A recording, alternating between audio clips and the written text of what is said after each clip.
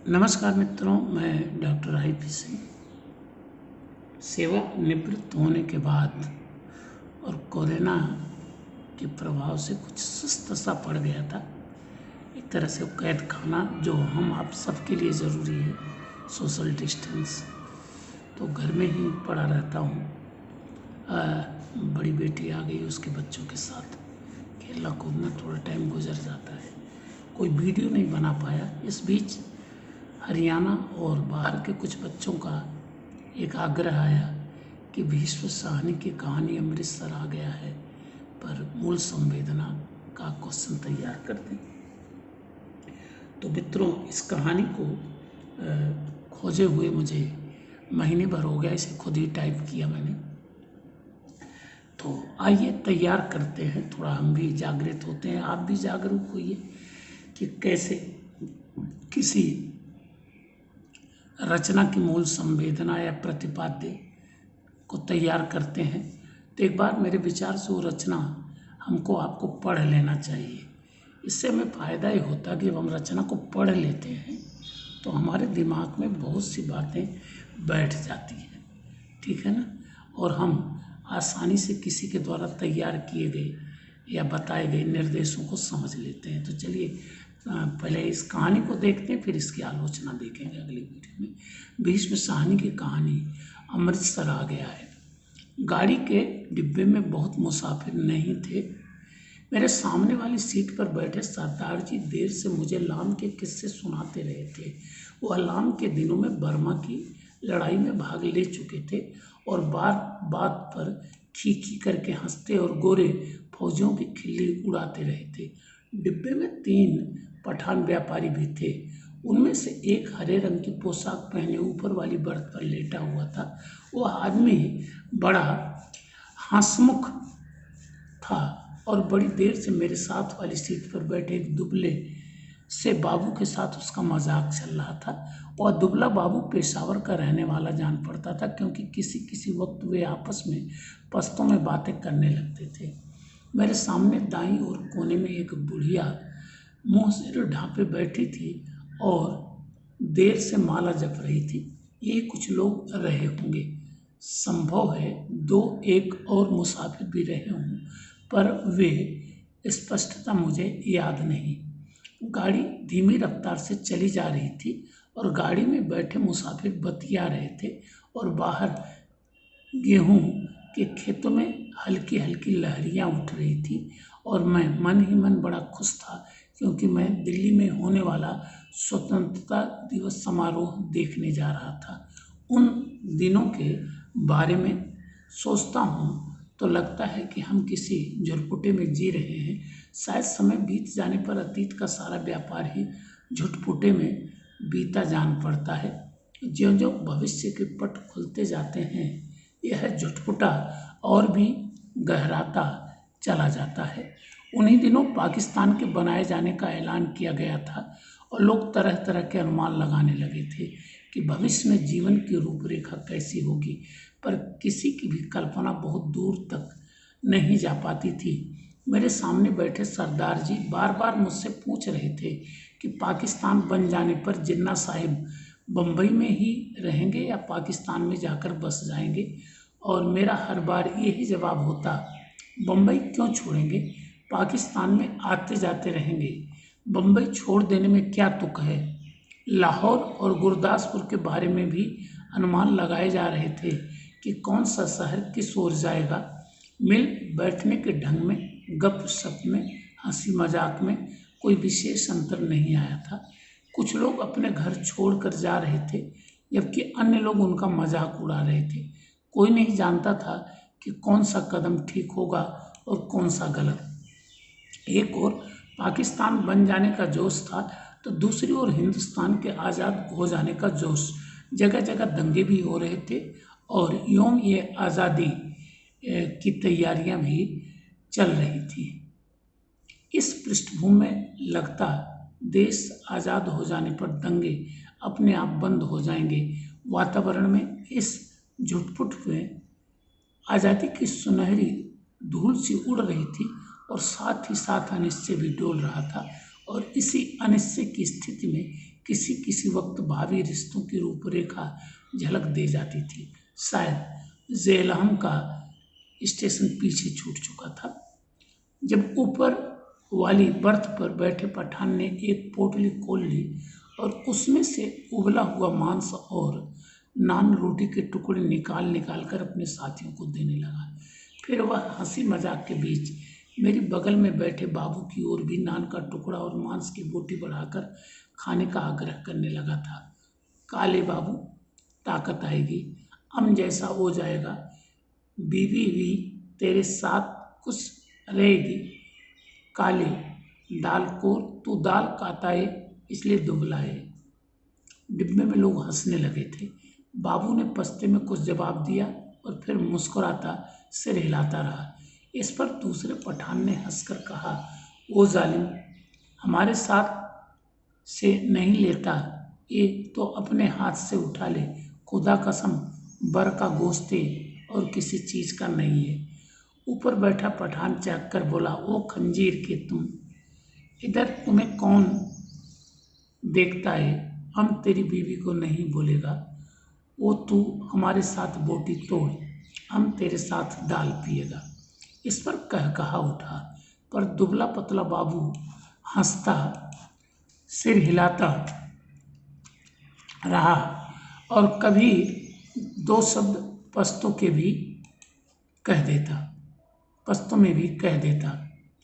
ओ कितना बुरा बात है, हम खाता है और तू हमारा मुंह देखता है। सभी पठान मगन थे। यह इसलिए नहीं लेता कि तुमने हाथ नहीं धोए हैं, स्थूलकाय सरदार जी बोले और बोलते ही खीखी करने लगे। अधलेटी मुद्रा में बैठे सरदार जी की आधी तोंद सीट के नीचे लटक रही थी। तुम अभी सोकर उठे हो और उठते ही पोटली खोलकर खाने लग गए हो, इसीलिए बाबूजी तुम्हारे हाथ से नहीं लेते और कोई बात नहीं। और सरदार जी ने मेरी ओर देखकर आंख मारी और फिर खीखी करने लगे। मांस नहीं खाता है बाबू, तो जाओ जनाना डिब्बे में बैठो। इधर क्या करता है? फिर कह उठा। डिब्बे में और भी अनेक मुसाफिर थे, लेकिन पुराने मुसाफिर यही थे जो सफ़र शुरू होने में गाड़ी में बैठे थे। बाकी मुसाफिर उतरते चढ़ते रहे थे। पुराने मुसाफिर होने के नाते उनमें एक तरह की बेतकल्लुफ़ी आ गई थी। ओ इधर आकर बैठो, तुम हमारे साथ बैठो। आओ जालिम, किस्सा कहानी की बातें करेंगे। तभी किसी स्टेशन पर गाड़ी रुकी और नए मुसाफिरों का रेला अंदर आ गया था। बहुत से मुसाफिर एक साथ अंदर घुसते चले आए थे। कौन सा स्टेशन है? किसी ने पूछा। वजीराबाद है शायद, मैंने बाहर की ओर देखकर कहा। गाड़ी वहाँ थोड़ी देर के लिए खड़ी रही, पर छूटने से पहले एक छोटी सी घटना घटी। एक आदमी साथ वाले डिब्बे में से पानी लेने उतरा और नल पर जाकर पानी लोटे में भर रहा था। तभी वह भागकर अपने डिब्बे की ओर लौट आया।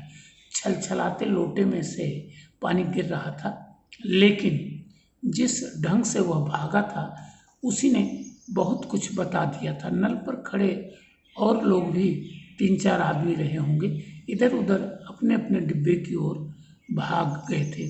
इस तरह घबराकर भागते लोगों को मैं देख चुका था। देखते ही देखते प्लेटफार्म खाली हो गया, मगर डिब्बे के अंदर अभी भी हंसी मजाक चल रहा था। कहीं कोई गड़बड़ है, मेरे पास बैठे दुबले बाबू ने कहा। कहीं कुछ था, लेकिन क्या था कोई भी स्पष्ट नहीं जानता था। मैं अनेक दंगे देख चुका था, इसलिए वातावरण में होने वाली छोटी सी तब्दील को भी भांप गया था। भागते व्यक्ति, खटाक से बंद होते दरवाजे, घरों की छतों पर खड़े लोग, चुप्पी और सन्नाटा सभी दंगों के चिन्ह थे। तभी पिछले दरवाजे की ओर से, जो प्लेटफार्म की ओर न खुलकर दूसरी ओर खुलता था, हल्का सा शोर हुआ। कोई मुसाफिर अंदर घुसना चाह रहा था। कहाँ घुसा आ रहा है? नहीं है जगह, बोल दिया जगह नहीं है, किसी ने कहा।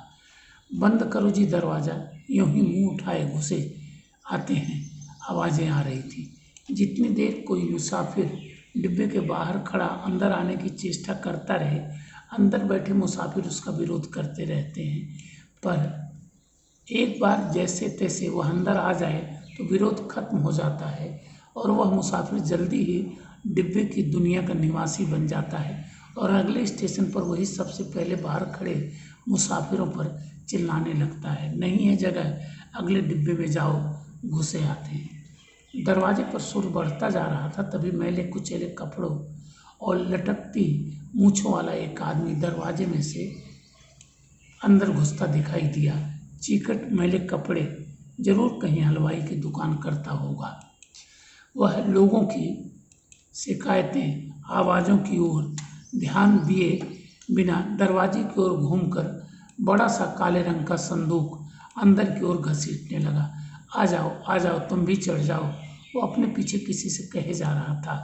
तभी दरवाजे में एक पतली सूखी सी औरत नजर आई और उससे पीछे 16-17 वर्ष की सांवली सी एक लड़की अंदर आ गई। वो लोग अभी भी चिल्लाए जा रहे थे। सरदार जी को कूल्हों के बल उठकर बैठना पड़ा। बंद करो जी दरवाज़ा, बिना पूछे चले आते हैं, अपने बाप का घर समझ रखा है, मत घुसने दो जी, क्या करते हो, धकेल दो पीछे। और लोग भी चिल्ला रहे थे। वो आदमी अपना सामान अंदर घसीटे जा रहा था और उसकी पत्नी और बेटी संडास के दरवाजे के साथ लगकर खड़े थे। और कोई डिब्बा नहीं मिला, औरत जात को भी यहाँ उठा लाया है। वो आदमी पसीने से तर था और हाँफता हुआ सामान अंदर घसीटे जा रहा था। संदूक के बाद रस्सियों से बंधी खाट की पाटियां अंदर खींचने लगा। टिकट है जी मेरे पास, मैं बेटिकट नहीं हूँ। इस पर डिब्बे में बैठे बहुत से लोग चुप हो गए, पर बर्थ पर बैठा पठान उचक कर बोला, निकल जाओ इधर से, देखता नहीं है इधर जगह नहीं है। और पठान ने आओ देखा न ताओ आगे बढ़कर ऊपर से ही उस मुसाफिर की लात जमा दी, पर लात उस आदमी को लगने के बजाय उसकी पत्नी के कलेजे में लगी और वहीं हाय हाय करती बैठ गई। उस आदमी के पास मुसाफिरों के साथ उलझने के लिए वक्त नहीं था। वो बराबर अपना सामान अंदर घसीटे जा रहा था, पर डिब्बे में मौन छा गया। खाट की पाटियों के बाद बड़ी बड़ी गठरियाँ आई। इस पर ऊपर बैठे पठान की सहन क्षमता चुक गई। निकालो इसे, कौन ये वह चिल्लाया। इस पर दूसरे पठान ने, जो नीचे की सीट पर बैठा था, उस आदमी का संदूक दरवाजे में से नीचे ढकेल दिया, जहां लाल वर्दी वाला एक कुली खड़ा सामान अंदर पहुंचा रहा था। उसकी पत्नी के चोट लगने पर कुछ मुसाफिर चुप हो गए थे। केवल कोने में बैठी बुढ़िया कर लाए जा रही थी, ये नेक बख्तों, बैठने दो, आजा बेटी, तू मेरे पास आजा, जैसे तैसे सफ़र काट लेने, छोड़ो वे जालिमों, बैठने दो। अभी आधा सामान ही अंदर आ पाया होगा जब सहसा गाड़ी सरकने लगी। छूट गया सामान, छूट गया। वो आदमी आवाज सा होकर चिल्लाया, पिताजी सामान छूट गया।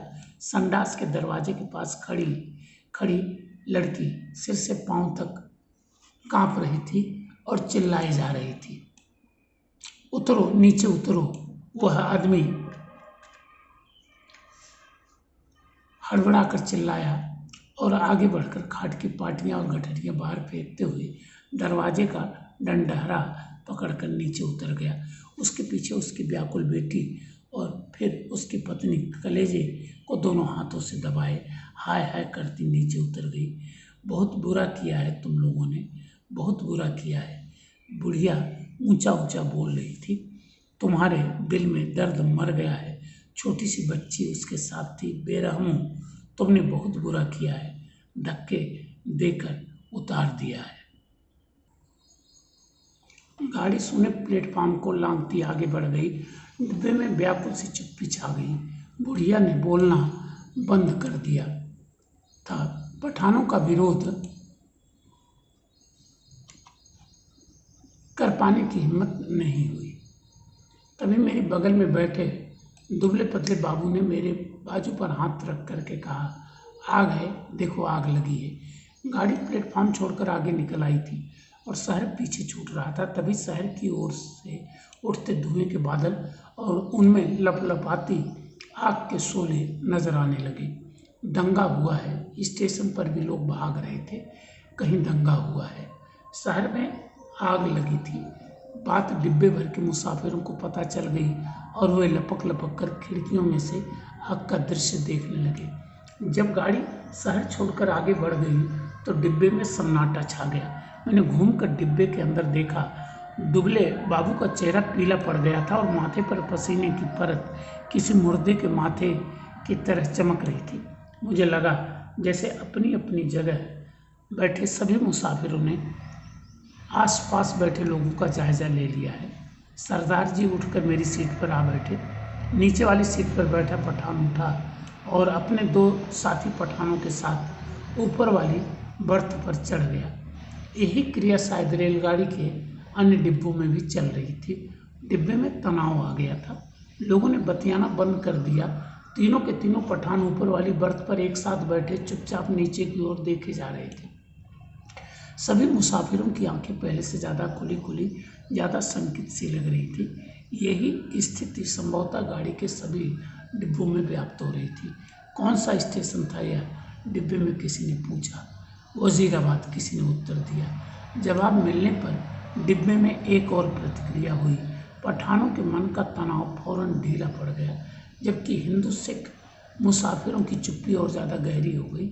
एक पठान ने अपनी बास्केट की जेब में से नस्वार की डिबिया निकाली और अपनी नाक में नस्वार चढ़ाने लगा। अन्य पठान भी अपनी अपनी डिबिया निकालकर नस्वार चढ़ाने लगे। बुढ़िया बराबर माला जपे जा रही थी।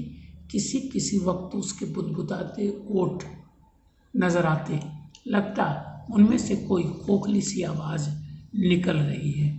अगले स्टेशन पर जब गाड़ी रुकी तो वहाँ भी सन्नाटा था। कोई परिंदा तक नहीं फड़क रहा था। हाँ, एक भिश्ती पीठ पर पानी की मशक्कल लादे प्लेटफार्म लांघ कर आया और मुसाफिरों को पानी पिलाने लगा। लो पियो पानी, पियो पानी। औरतों के डिब्बे में से औरतों और बच्चों के अनेक हाथ बाहर निकल आए थे। बहुत मार काट हुई है, बहुत लोग मरे हैं। लगता था वह इस मार काट में अकेला पुण्य कमाने चला आया है। गाड़ी सरकी तो साथ खिड़कियों के पल्ले चढ़ाए जाने लगे। दूर दूर तक पहियों की गड़गड़ाहट के साथ खिड़कियों के पल्ले चढ़ाने की आवाज़ आने लगी। किसी अज्ञात आशंकावश दुबला बाबू मेरे पास वाली सीट पर से उठा और 2 सीटों के बीच फर्श पर लेट गया। उसका चेहरा अभी भी मुर्दे जैसा पीला हो रहा था। इस पर बर्थ पर बैठा पठान उसकी ठिठोली करने लगा। ओ बेगैरत, तुम मर्द ए कि औरत ए? सीट पर से उठकर नीचे लेटता है, तुम मर्द के नाम को बदनाम करता है। वो बोल रहा था और बार बार हंसे जा रहा था। फिर वह उससे पश्तो में कुछ कहने लगा। बाबू चुप बना लेटा रहा। अन्य सभी मुसाफिर चुप थे। डिब्बे का वातावरण बोझिल बना हुआ था। ऐसे आदमी को हम डिब्बे में नहीं बैठने देगा। वो बाबू, अगले स्टेशन पर उतर जाओ और जनाना डिब्बे में बैठो। मगर बाबू की हाजिर जवाबी अपने कंठ में सूख चली थी। हकलाकर चुप हो रहा, पर थोड़ी देर बाद वह अपने आप उठकर सीट पर जा बैठा और देर तक अपने कपड़ों की धूल झाड़ता रहा। वह क्यों उठकर फर्श पर लेट गया था? शायद उसे डर था कि अगर बाहर से गाड़ी पर पथराव होगा या गोली चलेगी। शायद इसी कारण खिड़कियों के पल्ले चढ़ाए जा रहे थे। कुछ भी कहना कठिन था। मुमकिन है कि किसी एक मुसाफिर ने किसी कारण से खिड़की का पल्ला चढ़ाया हो। उसकी देखा देखी बिना सोचे समझे धड़ाधड़ खिड़कियों के पल्ले चढ़ाए जाने लगे थे। बोझिल अनिश्चय से वातावरण में सफ़र कटने लगा। रात गहराने लगी थी। डिब्बे के मुसाफिर स्तब्ध और शंकित ज्यों के त्यों बैठे थे। कभी गाड़ी की रफ्तार सहसा टूटकर धीमी पड़ जाती तो लोग एक दूसरे की ओर देखने लगते। कभी रास्ते में ही रुक जाती तो डिब्बे का सन्नाटा और भी गहरा हो उठता। केवल पठान निश्चित बैठे थे। हाँ, उन्होंने बतियाना छोड़ दिया था क्योंकि उनकी बातचीत में कोई भी शामिल होने वाला नहीं था। धीरे धीरे पठान ऊँघने लगे, जबकि अन्य मुसाफिर फटी फटी आंखों से शून्य में देखे जा रहे थे। बुढ़िया मुंह सिर लपेटे टांगे सीट पर चढ़ाए बैठी बैठी सो गई थी। ऊपर वाली बर्थ पर एक पठान ने अधलेटे ही कुर्ते की जेब से काले मनकों की तस्बीह निकाली और उसे धीरे धीरे हाथ में चलाने लगा। खिड़की के बाहर आकाश में चांद निकल आया और चांदनी में बाहर की दुनिया और भी अनिश्चित और भी अधिक रहस्यमय हो उठी। किसी किसी वक्त दूर किसी आग के शोले उठते नजर आते। कोई नगर जल रहा था। गाड़ी किसी वक्त चिंगाड़ती हुई आगे बढ़ने लगती, फिर किसी वक्त उसकी रफ्तार धीमी पड़ जाती और मीलों तक धीमी रफ्तार से ही चलती रहती। सहसा दुबला बाबू खिड़की में से बाहर देखकर ऊंची आवाज में बोला, हरबंस पूरा निकल गया है। उसकी आवाज में उत्तेजना थी। वह जैसे चीख कर बोला था। डिब्बे में सभी लोग उसकी आवाज सुनकर चौंक गए। उसी वक्त डिब्बे के अधिकांश मुसाफिरों ने मानो उसकी आवाज को ही सुनकर करवट बदली। ओ बाबू, चिल्लाता क्यों है? तस्बीह वाला पठान चौंक कर बोला, इधर उतरेगा तुम? जंजीर खींचूं? और खी खी करके हंस दिया। जाहिर है कि वह हरबंसपुरा की स्थिति से अथवा उसके नाम से अनभिज्ञ था। बाबू ने कोई उत्तर नहीं दिया, केवल सिर हिला दिया और एक आध बार पठान की ओर देखकर फिर खिड़की के बाहर झांकने लगा। डिब्बे में फिर मौन छा गया। तभी इंजन ने सीटी दी और उसकी एक रस रफ्तार टूट गई। थोड़ी ही देर बाद खटाक का सा शब्द भी हुआ। शायद गाड़ी ने लाइन बदली थी। बाबू ने झांककर उस दिशा में देखा जिस ओर गाड़ी बढ़ी जा रही थी। शहर आ गया है। वह फिर ऊंची आवाज में चिल्लाया, अमृतसर आ गया है। उसने फिर से कहा और उछलकर खड़ा हो गया और ऊपर वाली बर्थ पर लेटे पठान को संबोधित करके चिल्लाया, ओवे पठान के बच्चे, नीचे उतर तेरी माँ की, नीचे उतर उस पठान बनाने वाली की मैं। बाबू चिल्लाने लगा और चीख चीख कर गालियां बकने लगा। तस्बीह वाले पठान ने करवट बदली और बाबू की ओर देखकर बोला, ओ क्या ये बाबू, हमको कुछ बोला? बाबू को उत्तेजित देखकर अन्य मुसाफिर भी उठ बैठे। नीचे उतर तेरी मैं, हिंदू औरत को लात मारता हरामजादे, तेरी उस।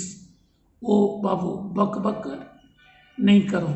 ओ खजीर के तुख्म, गाली मत बको। हमने बोल दिया, हम तुम्हारा जबान खींच लेगा। गाली देता है मादर, बाबू चिल्लाया और उछलकर सीट पर चढ़ गया। उस सिर से पांव तक कांप रहा था। बस बस सरदार जी बोले, यह लड़ने की जगह नहीं है। थोड़ी देर का सफर बाकी है, आराम से बैठो। तेरी मैं लात न तोड़ूं तो कहना, गाड़ी तेरे बाप की है, बाबू चिल्लाया। ओ हमने क्या बोला? सभी लोग उसको निकालता था, हमने भी निकाला। ये इधर हमको गाली देता है, हम इसका जबान खींच लेगा। बुढ़िया बीच में फिर बोल उठी, वे जीड़े जो गए, आराम नाल बैठो। वे रब दिया बंदे हो, कुछ होश करो। उसके ओठ किसी प्रेत की तरह फड़फड़ाए जा रहे थे और उनमें से क्षीण सी फुसफुसाहट सुनाई दे रही थी। बाबू चिल्लाए जा रहा था, अपने घर में शेर बनता था, अब बोल तेरी मैं उस पठान बनाने वाली की। तभी गाड़ी अमृतसर के प्लेटफार्म पर रुकी। प्लेटफार्म लोगों से खचाखच भरा था। प्लेटफार्म पर खड़े लोग झांक झांक कर डिब्बों के अंदर देखने लगे। बार बार लोग एक ही सवाल पूछ रहे थे, पीछे क्या हुआ है, कहाँ पर दंगा हुआ है। खचाखच भरे प्लेटफार्म पर शायद इस बात की चर्चा चल रही थी कि पीछे क्या हुआ था। प्लेटफार्म पर खड़े दो तीन खोमचे वालों पर मुसाफिर टूट पड़े थे। सभी को सहसा भूख और प्यास परेशान करने लगी थी। इसी दौरान तीन चार पठान हमारे डिब्बे के बाहर प्रकट हो गए और खिड़की में से झांक झांक कर अंदर देखने लगे। अपने पठान साथियों पर नजर पड़ते ही वे उनसे पश्तो में कुछ बोलने लगे। मैंने घूम कर देखा, बाबू डिब्बे में नहीं था। न जाने कब वह डिब्बे से निकल गया था। मेरा माथा ठनका, गुस्से में वह पागल हुआ जा रहा था। न जाने क्या कर बैठे। पर इस बीच डिब्बे के तीनों पठान अपनी अपनी गठरी उठाकर बाहर निकल गए और अपने पठान साथियों के साथ गाड़ी के अगले डिब्बे की ओर बढ़ गए। जो विभाजन पहले प्रत्येक डिब्बे के भीतर होता रहा था, अब सारी गाड़ी के स्तर पर होने लगा था। खोमचे वालों के इर्द गिर्द भीड़ छटने लगी। लोग अपने अपने डिब्बों में लौटने लगे। तभी सहसा एक ओर से मुझे वह बाबू आता दिखाई दिया।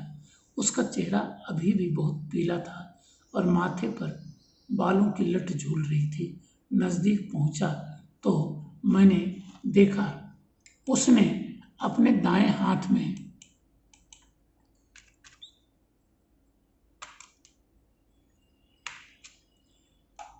लोहे की एक छड़ उठा रखी थी। जाने वह उसे कहाँ मिल गई थी। डिब्बे में घुसते समय उसने छड़ को अपनी पीठ के पीछे कर लिया और मेरे साथ वाली सीट पर बैठने से पहले उसने हौले से छड़ को सीट के नीचे सरका दिया। सीट पर बैठते ही उसकी आंखें पठान को देख पाने के लिए ऊपर को उठी, पर डिब्बे में पठानों को न पाकर वह हड़बड़ाकर चारों ओर देखने लगा। निकल गए हरामी, मादर, सब के सब निकल गए। फिर वह सिटपिटाकर उठ खड़ा हुआ, चिल्लाकर बोला, तुमने उन्हें जाने क्यों दिया? तुम सब नामर्द हो बुज़दिल। पर गाड़ी में भीड़ बहुत थी, बहुत से नए मुसाफिर आ गए थे। किसी ने उसकी ओर विशेष ध्यान नहीं दिया। गाड़ी सरकने लगी तो वह फिर मेरी सीट पर आ बैठा, पर वह बड़ा उत्तेजित था और बराबर बड़बड़ाए जा रहा था। धीरे धीरे हिचकोले खाती गाड़ी आगे बढ़ने लगी। डिब्बे में पुराने मुसाफिरों ने भरपेट पूरियां खा ली थी और पानी पी लिया था और गाड़ी उस इलाके में आगे बढ़ने लगी थी जहां उनके जान माल को खतरा नहीं था। नए मुसाफिर बतिया रहे थे। धीरे धीरे गाड़ी फिर समतल गति से चलने लगी थी। कुछ ही देर बाद लोग ऊँघने भी लगे थे, मगर बाबू अभी भी फटी फटी आंखों से सामने की ओर देखे जा रहा था। बार बार मुझसे पूछता कि पठान डिब्बे में से निकलकर किस ओर को गए हैं। उसके सिर पर जुनून सवार था। गाड़ी के हिचकोलों में मैं खुद ऊँघने लगा था। डिब्बे में लेट पाने के लिए जगह नहीं थी। बैठे बैठे ही मेरा सिर कभी एक ओर को लुढ़क जाता, कभी दूसरी ओर को। किसी किसी वक्त झटके से मेरी नींद टूटती और मुझे सामने की सीट पर अस्त व्यस्त से पड़े सरदार जी के खर्राटे सुनाई देते। अमृतसर पहुंचने के बाद सरदार जी फिर से सामने वाली सीट पर टांगें पसार कर लेट गए थे। डिब्बे में तरह तरह की आड़ी तिरछी मुद्राओं में मुसाफिर पड़े थे। उनकी बीभत्स मुद्राओं को देखकर लगता डिब्बा लाशों से भरा है। पास बैठे बाबू पर नजर पड़ती तो कभी तो वह खिड़की के बाहर मुंह किए देखता रहा होता, कभी दीवार से पीठ लगाए तनकर बैठा नजर आता। किसी किसी वक्त गाड़ी किसी स्टेशन पर रुकती तो पहियों की गड़गड़ाहट बंद होने पर निस्तब्धता सी छा जाती। तभी लगता जैसे प्लेटफॉर्म पर कुछ गिरा है या जैसे कोई मुसाफिर गाड़ी में से उतरा है और मैं झटके से उठकर बैठ जाता। इसी तरह जब एक बार मेरी नींद खुली तो गाड़ी की रफ्तार धीमी पड़ गई थी और डिब्बे में अंधेरा था। मैंने उसी तरह अधलेटे खिड़की में से बाहर देखा। दूर पीछे की ओर किसी स्टेशन के सिग्नल के लाल कुमकुमे चमक रहे थे। स्पष्टता गाड़ी को स्टेशन लांघ कर आई थी, पर अभी तक उसने रफ्तार नहीं पकड़ी थी। डिब्बे के बाहर मुझे धीमे से अस्फुट स्वर सुनाई दिए। दूर ही एक धूमिल सा काला पुंज नजर आया। नींद की खुमारी में मेरी आंखें कुछ देर तक उस पर लगी रहीं, फिर मैंने उसे समझ पाने का विचार छोड़ दिया। डिब्बे के अंदर अंधेरा था, बत्तियां बुझी हुई थी, लेकिन बाहर लगता था पौ फटने वाली है। मेरी पीठ पीछे डिब्बे के बाहर किसी चीज को खरोचने की सी आवाज आई। मैंने दरवाजे की ओर घूम कर देखा, डिब्बे का दरवाजा बंद था। मुझे फिर से दरवाजा खरोचने की आवाज सुनाई दी। फिर मैंने साफ साफ सुना, लाठी से कोई डिब्बे का दरवाजा पटपटा रहा था। मैंने झांक कर खिड़की के बाहर देखा। सचमुच एक आदमी डिब्बे की 2 सीढ़ियां चढ़ आया था। उसके कंधे पर एक गठरी झूल रही थी और हाथ में लाठी थी और उसने बदरंग से कपड़े पहन रखे थे और उसके दाढ़ी भी थी। फिर मेरी नज़र बाहर नीचे की ओर आ गई। गाड़ी के साथ साथ एक औरत भागती चली आ रही थी नंगे पांव, और उसने 2 गठरियां उठा रखी थी। बोझ के कारण उससे दौड़ा नहीं जा रहा था। डिब्बे के पायदान पर खड़ा आदमी बार बार उसकी ओर मुड़कर देख रहा था और हांफता हुआ कहे जा रहा था, आजा आजा, तू भी चढ़ा आजा। दरवाजे पर फिर लाठी पटपटाने की आवाज़ आई। खोलो जी दरवाज़ा, खुदा के वास्ते दरवाज़ा खोलो। वो आदमी हाँफ रहा था, खुदा के लिए दरवाज़ा खोलो। मेरे साथ में औरत जात है, गाड़ी निकल जाएगी। सासा मैंने देखा। बाबू हड़बड़ा कर उठ खड़ा हुआ और दरवाजे के पास जाकर दरवाजे में लगी खिड़की में से मुंह बाहर निकाल कर बोला, कौन है? इधर जगह नहीं है। बाहर खड़ा आदमी फिर गिड़गिड़ाने लगा, खुदा के वास्ते दरवाज़ा खोलो, गाड़ी निकल जाएगी। और वह आदमी खिड़की में से अपना हाथ अंदर डालकर दरवाज़ा खोल पाने के लिए सिटकनी टटोलने लगा। नहीं है जगह, बोल दिया, उतर जाओ गाड़ी पर से। बाबू चिल्लाया और उसी क्षण लपक कर दरवाज़ा खोल दिया। या अल्लाह, उस आदमी के अस्फुट से शब्द सुनाई दिए। दरवाज़ा खुलने पर जैसे उसने इत्मीनान की सांस ली। और उसी वक्त मैंने बाबू के हाथ में छड़ चमकते देखा। एक ही भरपूर वार से बाबू ने उस मुसाफिर के सिर पर किया था। मैं देखते ही डर गया और मेरी टांगें लरज़ गई। मुझे लगा जैसे छड़ के वार का उस आदमी पर कोई असर नहीं हुआ। उसके दोनों हाथ अभी भी जोर से डंडहरे को पकड़े हुए थे। कंधे पर से लटकती गठरी खिसट कर उसकी कोहनी पर आ गई थी। तभी सहसा उसके चेहरे पर लहू की 2-3 धारें एक साथ फूट पड़ी। मुझे उसके खुले ओठ और चमकते दांत नजर आए। वह 2-1 बार या अल्लाह गुदगुदाया, फिर उसके पैर लड़खड़ा गए। उसकी आंखों ने बाबू की ओर देखा, अधमुंदी सी आंखें जो धीरे धीरे सिकुड़ती जा रही थी, मानो उसे पहचानने की कोशिश कर रही हूँ कि वह कौन है और उससे किस अदावत का बदला ले रहा है। इस बीच अंधेरा कुछ और छन गया था। उसके ओठ फिर से फड़फड़ाए और उनमें सफ़ेद दांत फिर से झलक उठे। मुझे लगा जैसे वह मुस्कुराया है, पर वास्तव में केवल क्षय के ही कारण ओठों में बल पड़ने लगे थे। नीचे पटरी के साथ साथ भागती औरत बड़बड़ाए और कोसे जा रही थी। उसे अभी भी नहीं मालूम हो पाया था कि क्या हुआ है। वो अभी भी शायद यह समझ रही थी कि गठरी के कारण उसका पति गाड़ी पर ठीक तरह से चढ़ नहीं पा रहा है, कि उसका पैर जम नहीं पा रहा है। वह गाड़ी के साथ साथ भागती हुई अपनी 2 गठरियों के बावजूद अपने पति के पैर पकड़ पकड़ कर सीढ़ी पर टिकाने की कोशिश कर रही थी। तभी सहसा डंडहरे से उस आदमी के दोनों हाथ छूट गए और वह कटे पेड़ की भांति नीचे जा गिरा। और उसके गिरते ही औरत ने भागना बंद कर दिया, मानो दोनों का सफ़र एक साथ खत्म हो गया हो। बाबू अभी भी मेरे निकट डिब्बे के खुले दरवाजे में बुत का बुत बना खड़ा था। लोहे की छड़ अभी भी उसके हाथ में थी। मुझे लगा जैसे वह छड़ को फेंक देना चाहता है, लेकिन उसे फेंक नहीं पा रहा। उसका हाथ जैसे उठ नहीं रहा था।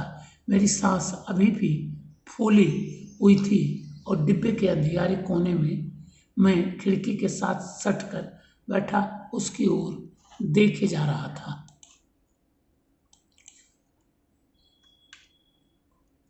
फिर वह आदमी खड़े खड़े हिला। किसी अज्ञात प्रेरणावश वह एक कदम आगे बढ़ाया और दरवाजे में से बाहर पीछे की ओर देखने लगा। गाड़ी आगे निकलती जा रही थी। दूर पटरी के किनारे अंधियारा पुंज सा नजर आ रहा था। बाबू का शरीर हरकत में आया। एक झटके में उसने छड़ को डिब्बे के बाहर फेंक दिया, फिर घूमकर डिब्बे के अंदर बाएं दाएं देखने लगा। सभी मुसाफिर सोए पड़े थे। मेरी ओर उसकी नज़र नहीं उठी। थोड़ी देर तक वह खड़ा डोलता रहा, फिर उसने घूमकर दरवाज़ा बंद कर दिया।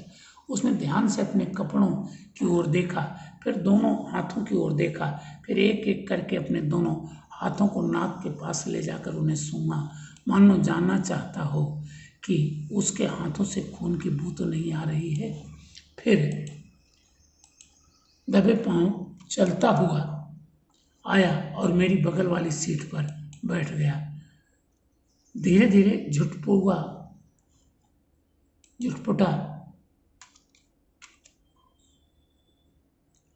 छंटने लगा था।